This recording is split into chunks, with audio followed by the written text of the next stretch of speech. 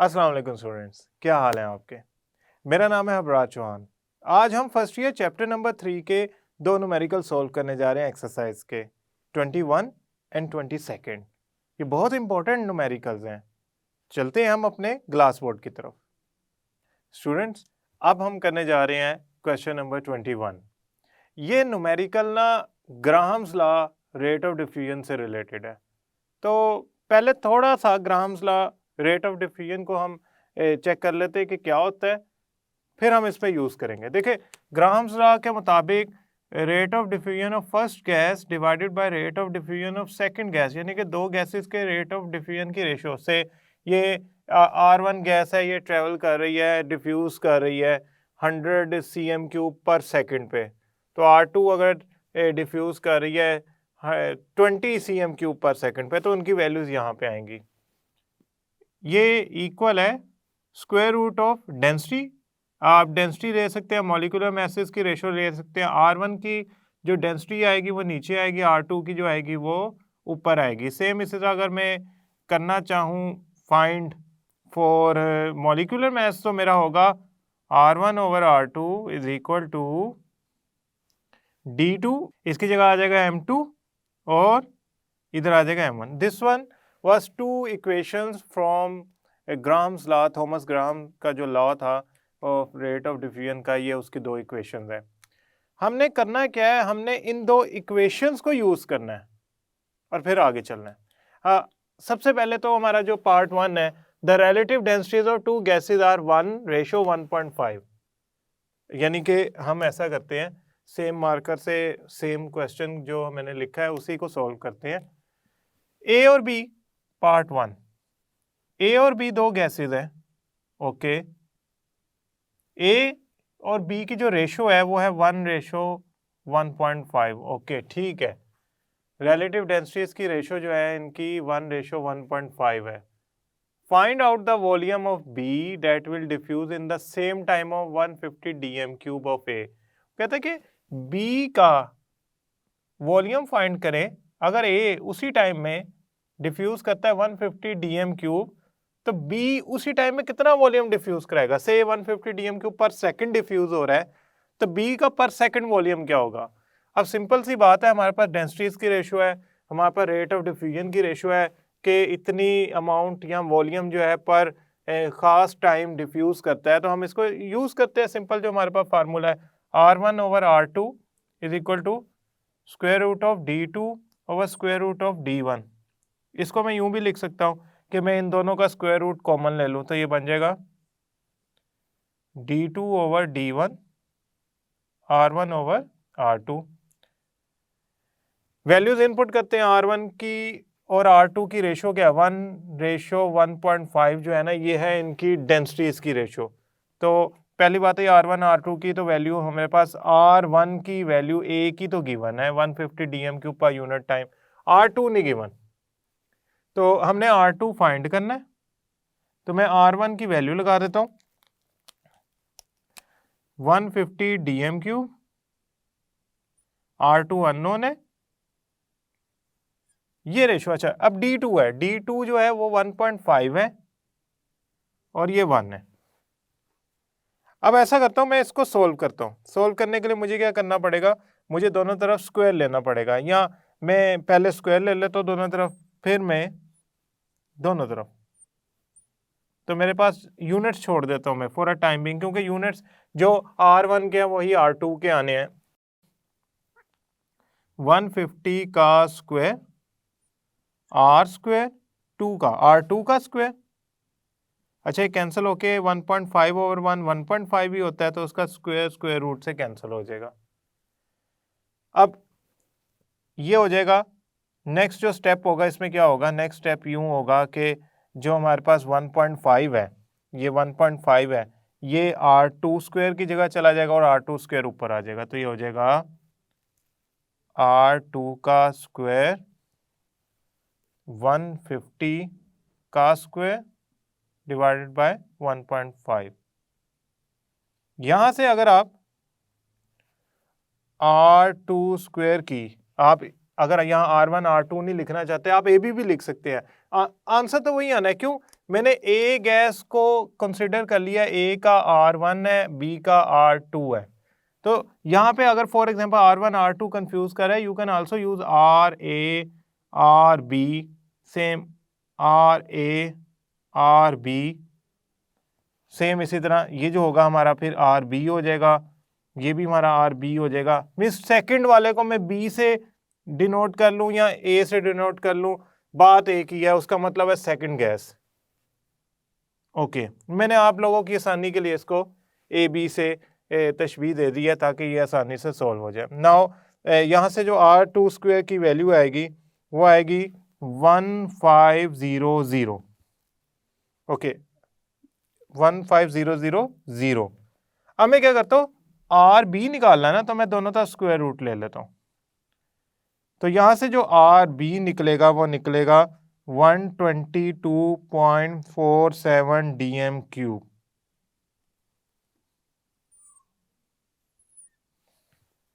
ये आ गई RB की वैल्यू, यानी कि जिस वक्त में 150 cm³ A जाता है, एक उसका वॉल्यूम जो होता है वो डिफ्यूज करता है, 150 cm³ वॉल्यूम को डिफ्यूज करता है, वो उतने ही टाइम में इसका इतना वॉल्यूम डिफ्यूज होगा। ये एक हमारे पास सिंपल सिचुएशन है, वो हमने लिख दी है। इसकी वैसे भी डेंसिटी ज़्यादा है बी गैस की, तो हैवी गैस है तो नहीं जा पाएगी।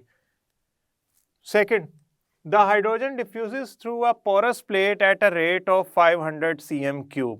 हाइड्रोजन जो है वो डिफ्यूज करती है एक पोरस प्लेट से, उसका जो रेट है हाइड्रोजन का, अब पार्ट 2 करने जा रहे हैं हम।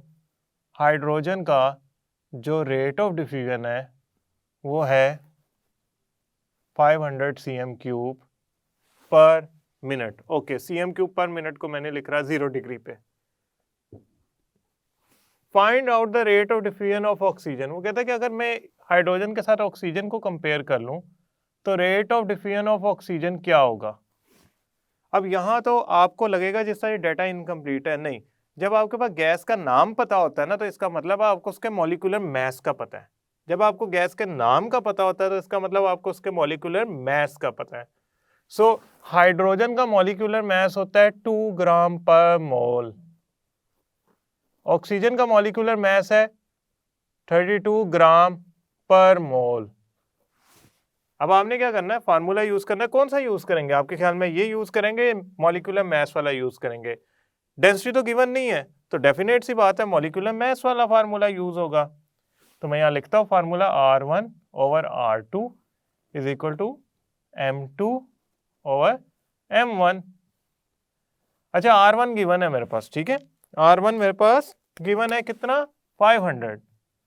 R2 is required, which is actually rate of oxygen diffusion. Molecular mass of oxygen कितना होता है, 32 ग्राम पर मोल, और मॉलिक्यूलर मास ऑफ हाइड्रोजन क्या है, 2। नाउ अगर मैं RO2 दूसरी तरफ ले जाऊं तो मेरे पास बन जाएगा RO2 is equal to 500 multiply by square root of 2 divided by square root of 32। अगर आप इसे कैलकुलेट करें थ्रू कैलकुलेटर तो आपका आंसर क्या आएगा, तो आपका आंसर आएगा R2 का 125 cm³ पर मिनट। आप कहेंगे सर 125 आंसर आ रहा है, ये जो cm³ पर मिनट है ये कहाँ से आ गया। असल में आपको याद है जब मैंने RH2 लिखा था तो वो मेरे पास क्या वैल्यू थी, वो थी cm³ पर मिनट के हिसाब से, यानी कि जो रेट ऑफ डिफ्यूजन के यूनिट्स हाइड्रोजन के हैं cm³ पर मिनट, वही रेट ऑफ डिफ्यूजन हमारे पास ऑक्सीजन के आएंगे, क्योंकि मैं रेशो ले रहा हूँ इनकी। तो रेशो आप सेम यूनिट्स में लेके लेते हैं, जब आपके पास दोनों के मॉलिक्यूलर मासेस की रेशो है सेम यूनिट्स में और जो उनकी रेट ऑफ डिफ्यूजन है उसकी सेम, तो ऑक्सीजन का जो आंसर आया आपके पास वो आया 125 cm³। Now last one is actually the rate of diffusion of unknown gas through a pin hole is found to be इतने टाइम्स, कितना, 0.279 times the rate of diffusion of hydrogen gas. एक gas है A, अच्छा part 3, ए gas है, उसका जो rate of diffusion है RA कह लें उसे, वो है 0.279 times of hydrogen. For example hydrogen का रेट ऑफ डिफ्यूजन अगर हुआ 1 तो इसका होगा 0.279, 1 time multiply by 0.279, 0.279। Okay, calculate the molecular mass of unknown gas. आप ये जो अननोन गैस है इसका मॉलिक्यूलर मास निकालें, यानी कि वो Ma डिस्कवर करना चाह रहे हैं और आपके पास MaH2 तो आपको हमेशा से ही पता होता है, अभी हमने निकाला था 2 ग्राम पर मोल। अब सोचें कि आपके पास जो फार्मूला अप्लाई होना है वो इन दोनों में से कौन सा होना है। इन दोनों में से जो फार्मूला अप्लाई होगा वो डेफिनेटली वो होगा जिसमें मॉलिक्यूलर मास शामिल है और जिसमें रेट ऑफ डिफ्यूजन शामिल है, वो सेकंड फार्मूला है। तो हमने क्या करना है कि हमने सेकंड फार्मूला यूज करना है और इस क्वेश्चन को सोल्व करना है।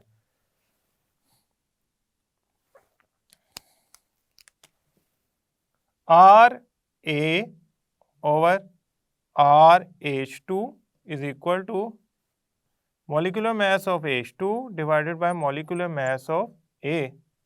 RA क्या है हमारे पास? हमारे पास RA है 0.279, RH2 क्या है 1, MH2 क्या है 2, ये क्या है अननोन। ओके, मैं ऐसा करता हूँ दोनों तरफ स्क्वायर ले लेता हूँ, तो ये मेरे पास बन जाएगा, दिस वन तो बन गया 0.279 का स्क्वायर, इसका स्क्वायर लेंगे, इसका स्क्वायर लेंगे तो ये तो हमारे पास यही बनेगा, ये बन जाएगा 2 over Ma, molecular mass of A। अब मॉलिक्यूलर मास ऑफ A उधर जाके Ma हो जाएगा 2 over 0.279 का square. Now this will become 25.7, calculator पे करेंगे तो यूनिट आएंगे ग्राम पर मोल।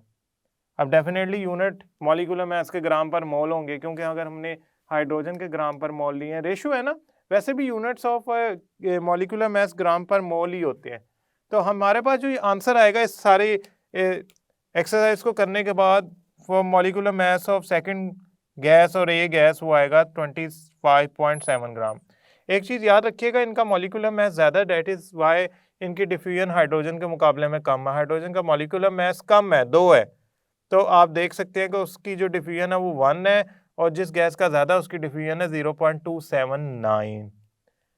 अब ये 3 पार्ट्स हैं, ये तीनों पार्ट्स अगर आपको बोर्ड एग्जाम में आते हैं तो ये काफ़ी लेंथी लग रहे होंगे आपको, लेकिन है नहीं, ये इजीली सोल्व हो जाते हैं। Just you need to fill the values.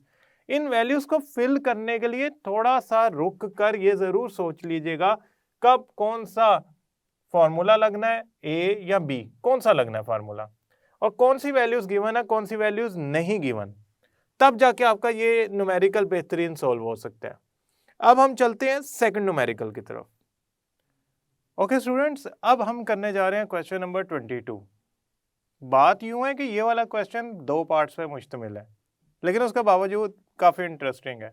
इसमें आपसे वॉल्यूम वगैरह नहीं पूछा जा रहा, इसमें आपसे ये पूछा जा रहा है calculate the number of molecules और number of atoms of gas.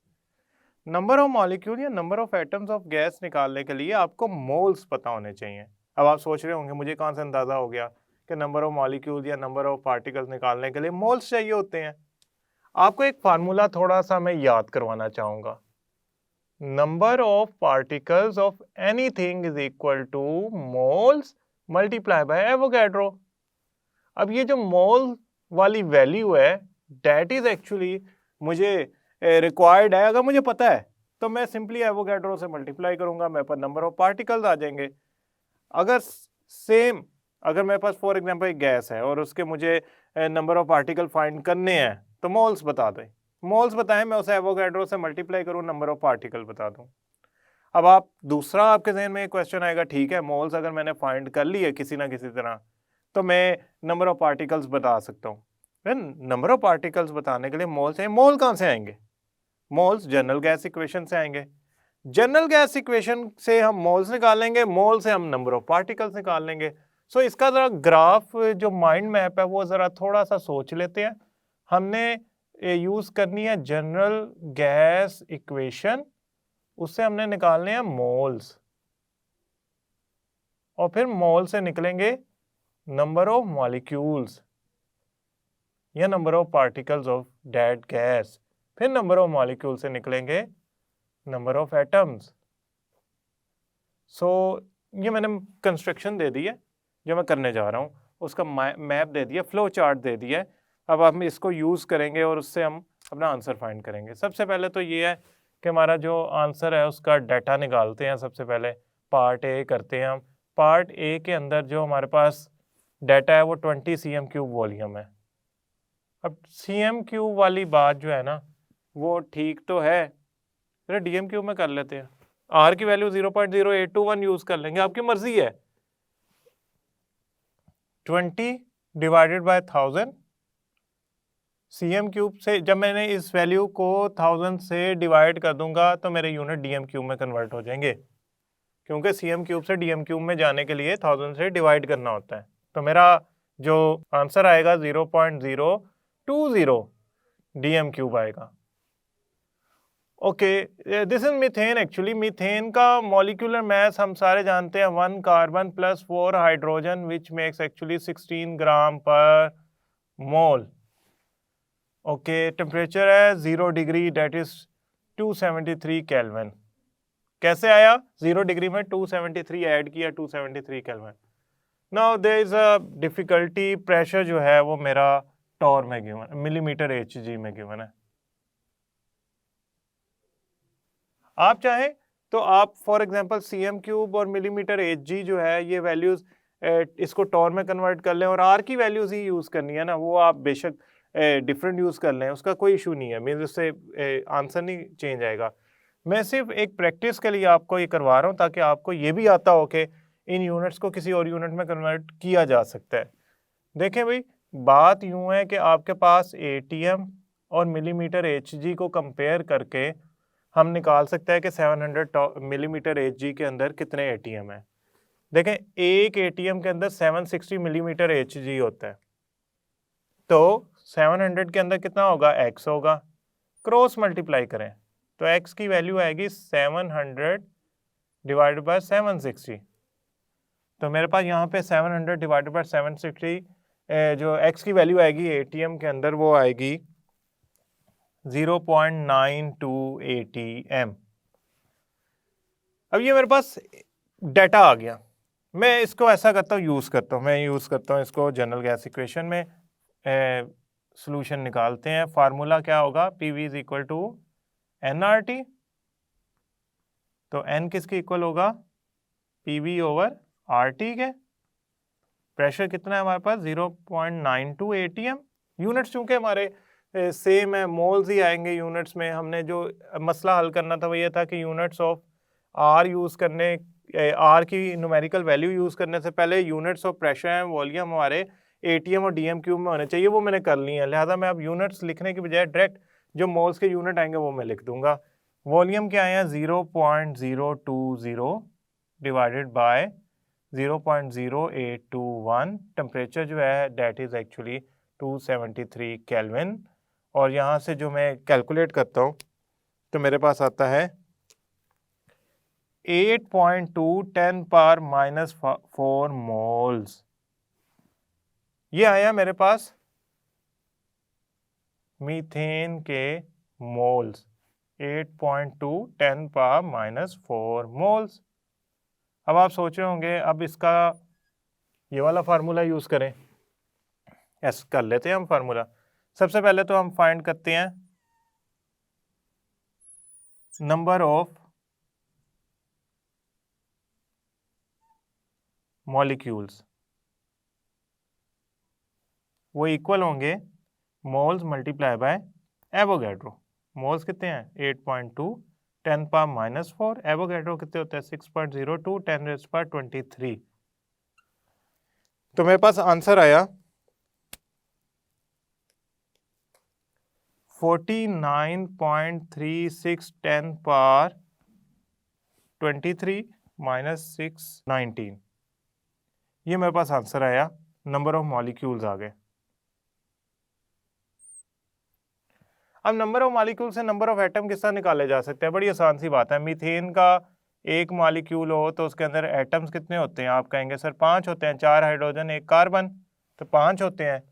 तो 49.36 10 पावर 19 में कितने होंगे? 5 मल्टीप्लाई बाय 49.36 10 पावर 19, तो 5 मल्टीप्लाई बाय 49.36, इसे कैलकुलेटर पे सोल्व करते हैं, आंसर आएगा 4.936 10 power 20 number of atoms.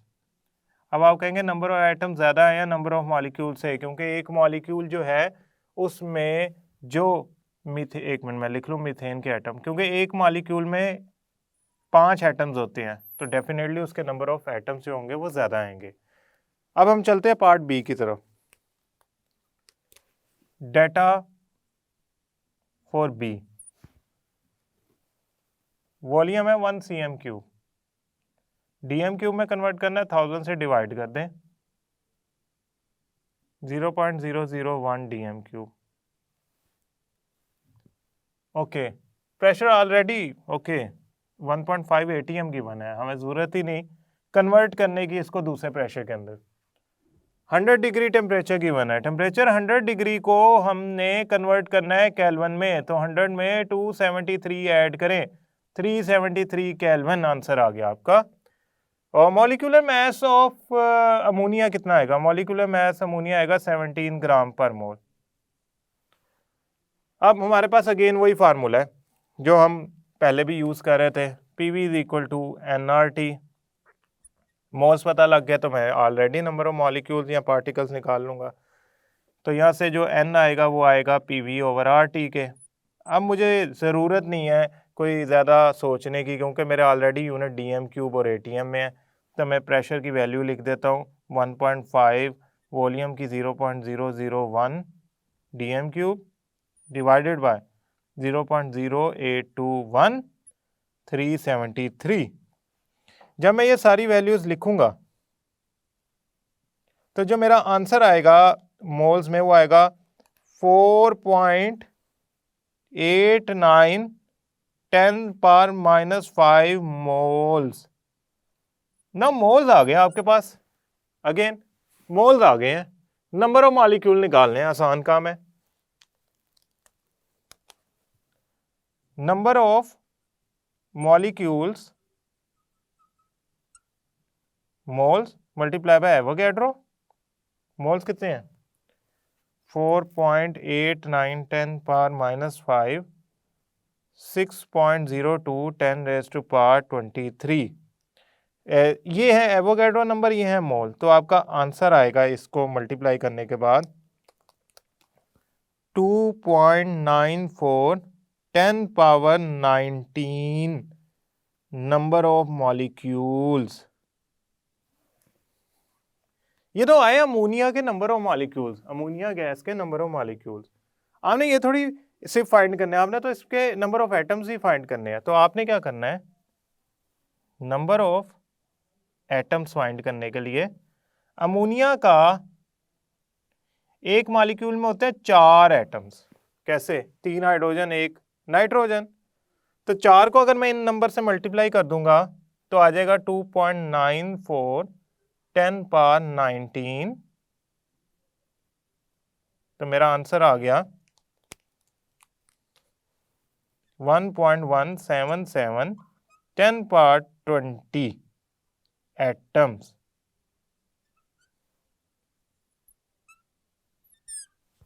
Of ammonia. ये न्यूमेरिकल में जो इम्पोर्टेंट बात है ना वो ये है कि आपने सबसे पहले जनरल गैस इक्वेशन यूज करके मोल्स निकालने हैं, मोल से नंबर ऑफ मॉलिक्यूल्स निकालने हैं, नंबर ऑफ मॉलिक्यूल से नंबर ऑफ एटम्स निकालने हैं। इसको एक दफ़ा आपने प्रैक्टिस करना है तो मुझे उम्मीद है ये आपके लिए बड़ा आसान हो जाएगा। लेकिन आपकी आसानी के लिए मैंने एक फ्लो चार्ट या माइंड मैप पहले ही ड्रॉ कर दिया। आई होप स्टूडेंट्स ये आपको न्यूमेरिकल समझ आए होंगे। इनकी प्रैक्टिस बहुत ज़रूरी है, मैं जानता हूँ इनमें स्टेप्स ज़्यादा हैं, मैं जानता हूँ इसमें एनालिटिकली कुछ क्वेश्चंस भी पूछे जाते हैं जिनकी रीजनिंग चाहिए होती है, लेकिन अगर आप एक दफ़ा इनको तसल्ली से करेंगे तो आपको ये ना सिर्फ समझ आ जाएंगे बल्कि इन फ्यूचर आपके काम भी आएंगे। नेक्स्ट लेक्चर तक के लिए अल्लाह हाफिज़।